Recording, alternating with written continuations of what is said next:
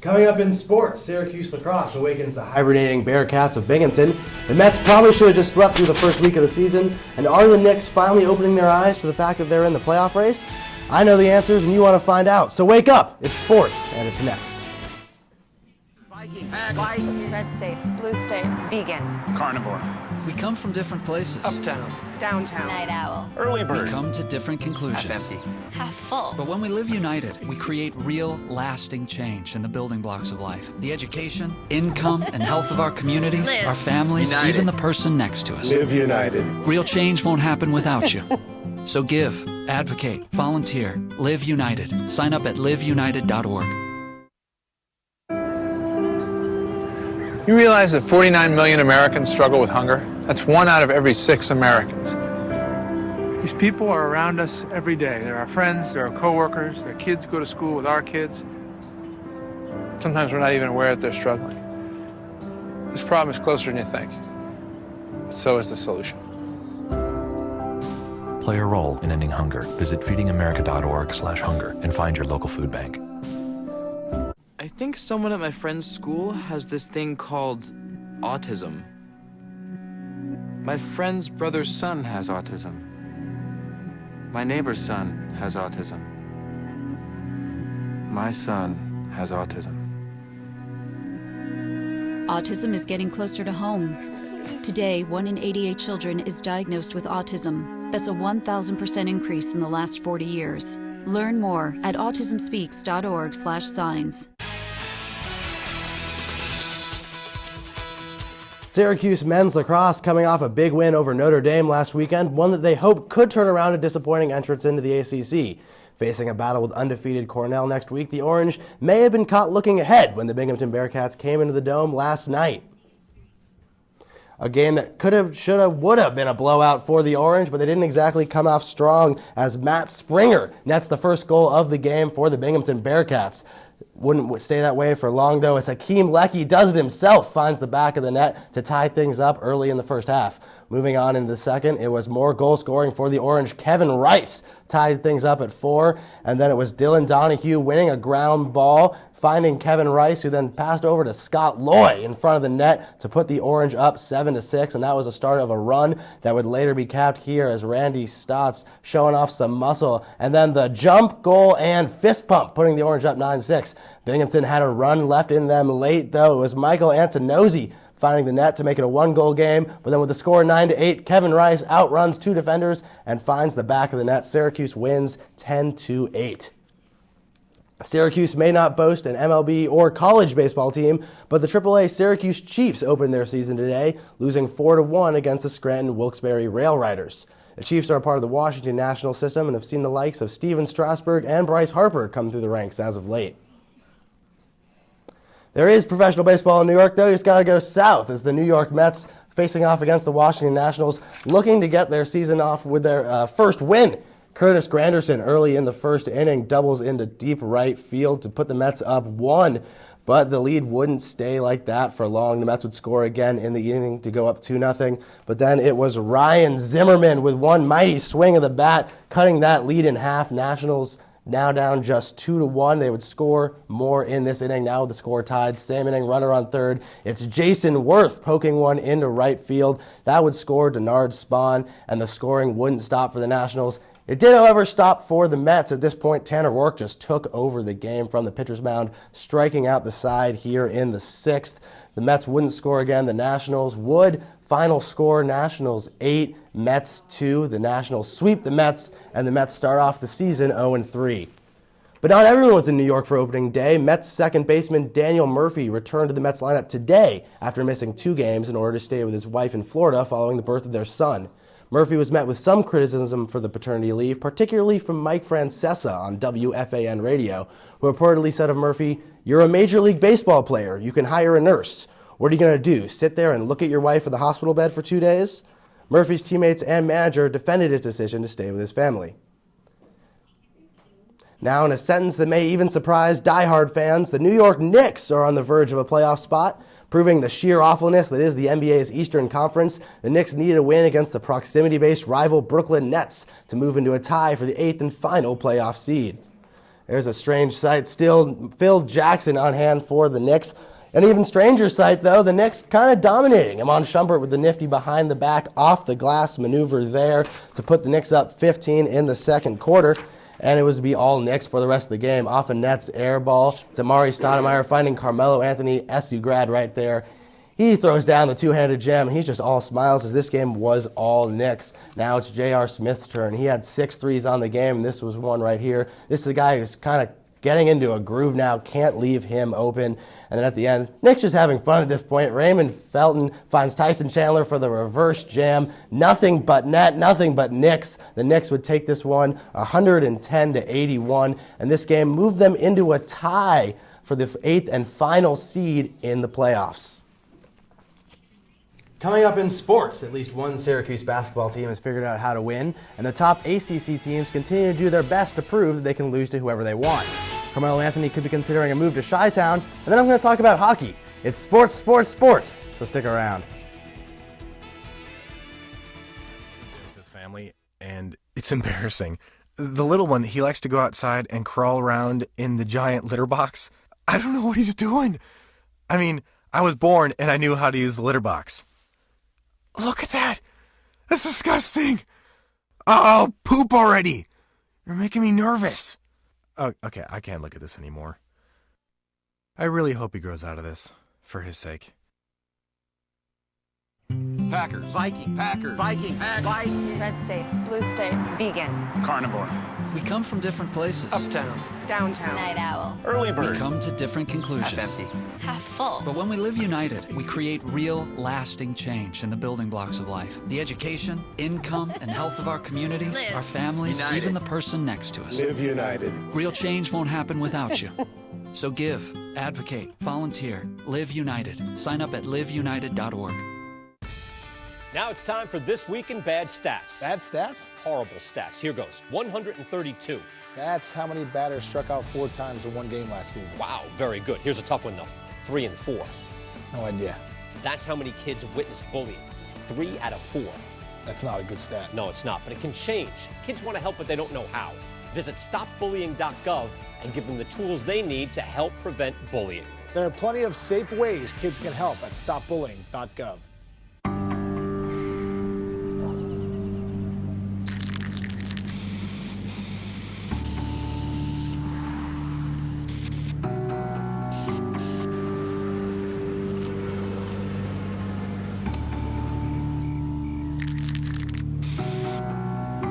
Turning a 20-foot wall into a canvas takes vision.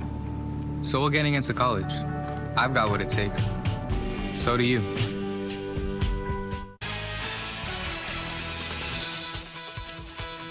With the men struggling, the Syracuse women's basketball team looks to pick up the slack.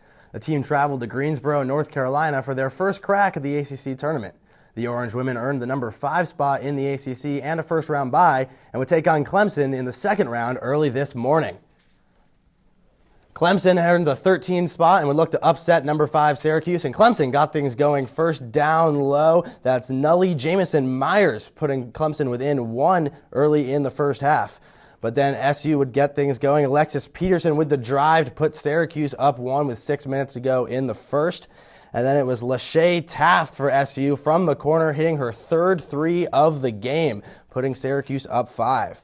Moving into the second half, it was star Brianna Butler pulling a CJ Fair with a mid-range jumper to put Syracuse up 6, and then she would do it again. Brittany Sykes finds Butler, who comes around the top of the key and hits another jumper. SU up 6 at this point. And then with less than 7 minutes to go in the game, it was Brittany Sykes, the team leader for a reason. She hits the floater, putting SU up 52-41, and the Orange would go on to win by 10. They'll move on to the next round to play NC State tomorrow morning. 25-0 and a number 1 seed? Seems like a lifetime ago, but really it's been about 2 weeks. In those weeks, Syracuse men's basketball has dropped 4 of 5, including losses to the 2 worst teams in the conference, Boston College and Georgia Tech. On Saturday, the Orange stumble into Tallahassee for their final regular season game against Florida State. A win for the Orange would wrap up the 2 seed in the ACC. But with the Orange struggling, Duke had a chance to jump up in the standings against lowly Wake Forest, and Jabari Parker knew it. Duke trailed by 3 at the half, but here is Parker underneath, slamming home 2 of his 19 points. But Wake Forest would not go away. They've already beaten North Carolina this season, and they were looking to do the same against Duke. That's Tyler Kavanaugh. He would come up big off the bench for Wake Forest, putting them up 2 with 3 minutes to go. And then just on the next possession, Cody Miller McIntyre gets the steal and goes coast to coast to put Wake Forest up by 3. And then later on, Wake Forest looking to close things out. Just about 2 minutes to go in the game. Tyler Kavanaugh again cleaning up the miss, and there's nothing Coach K could do but sit and watch as Wake Forest fans streamed onto the court after the 10-point upset of Duke. Coach K could not be reached for comment after the game as he felt a little lightheaded, as did those Wake Forest fans out there celebrating on the court. Carmelo Anthony addressed the latest trade rumors. Actually, it's free agency rumors for him swirling around. The thoughts that he might go to Chicago. Reports from ESPN say that the former SU star was approached by Chicago Bull Joakim Noah at the All-Star game. And Joakim Noah told him, if you want to win a ring, come to Chicago. Carmelo will be a free agent at the end of the season and has expressed interest in testing the market. Meanwhile, in hockey, Martin St. Louis put on a Rangers uniform for the first time last night to take on the Toronto Maple Leafs. But it would be the Maple Leafs getting on the board first early in the second period. That's Tyler Bozak with his first career penalty shot, and he scores.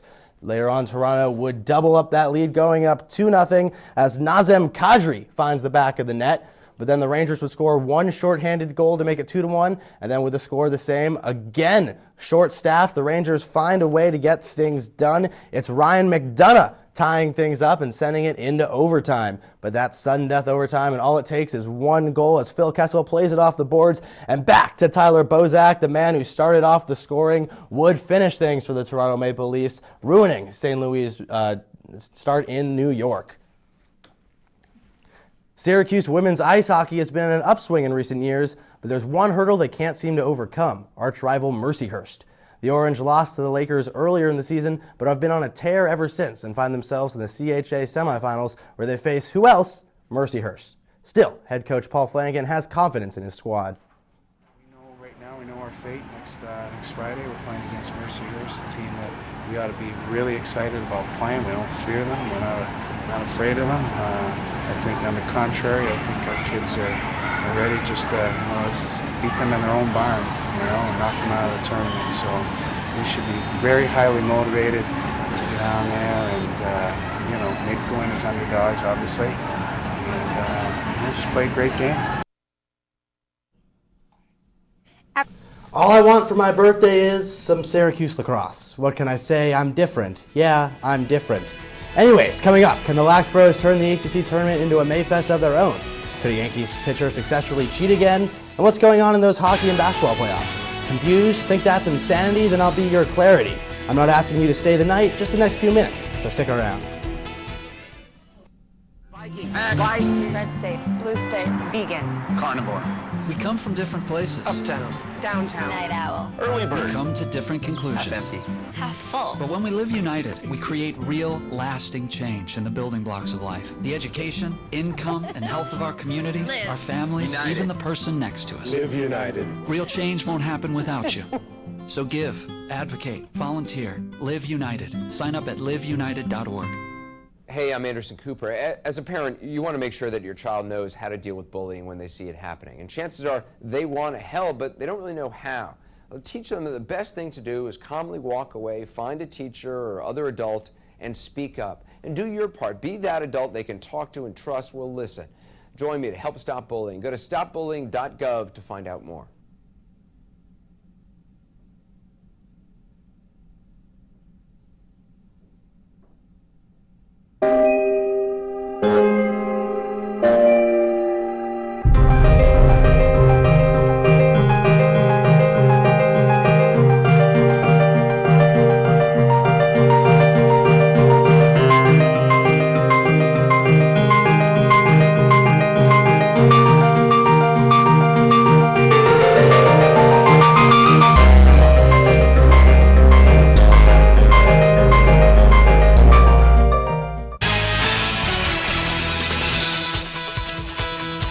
Syracuse men's lacrosse has come alive in the past month. Their double overtime win over North Carolina last week earning them a spot in the AC tournament this weekend.